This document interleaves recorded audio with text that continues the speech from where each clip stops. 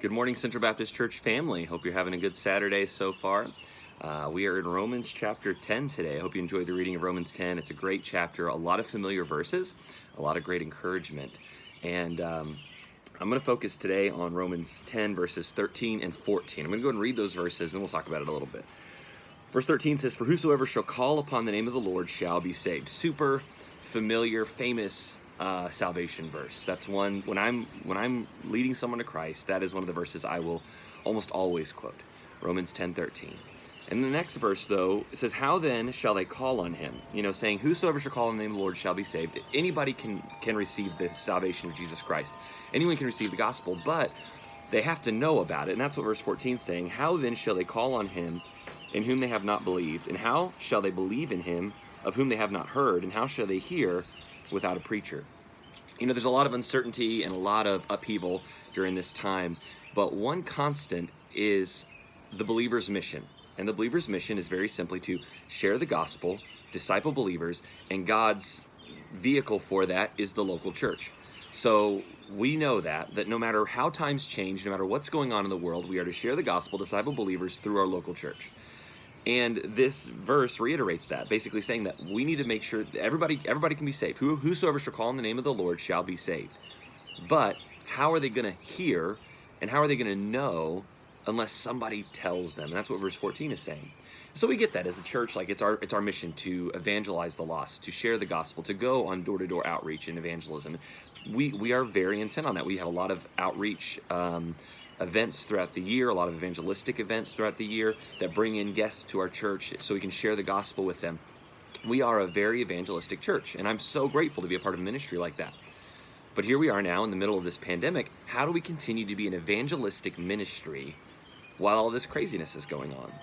So I just want to remind you this Saturday morning, please don't forget your obligation and responsibility as a believer to share the gospel of Jesus Christ with the lost.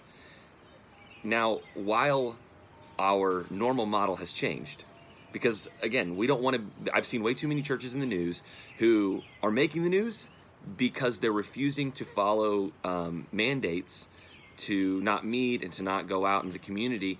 And now these churches are making the news like, hey, there was 30 plus cases of the coronavirus, and it was all because of this church. This church was the epicenter of it. And I don't want our church to be known as the Rona Church. We don't want to change our name to the First Rona Baptist Church, okay? Because we are the ones who spread the coronavirus exponentially throughout Ponca City. So we need to be mindful and respectful of the mandates and the expectations and the advice from the CDC. And so all that means is we just have to change our method a little bit. We're still going to share the gospel and disciple believers through the local church because we are, as believers, the local church. It's not about the building, it's about us.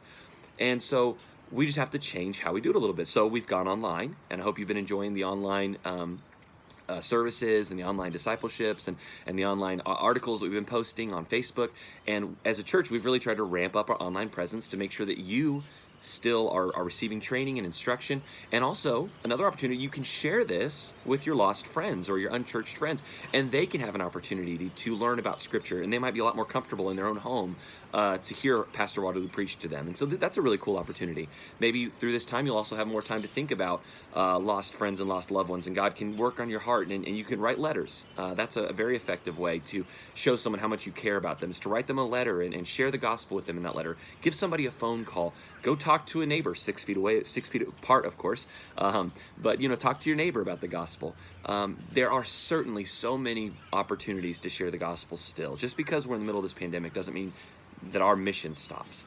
Another thing that we're doing that I'm very excited about, Brother Lynn and I on Monday are going to be going to Ponca City Hospital, and we're going to be delivering energy drinks. And we made these little stickers here that say, "Thank you for your service. You are in our prayers." And it's got our Central Baptist Church logo and name so that they will know, that as a church, we care about them. We're supporting them. We're behind them.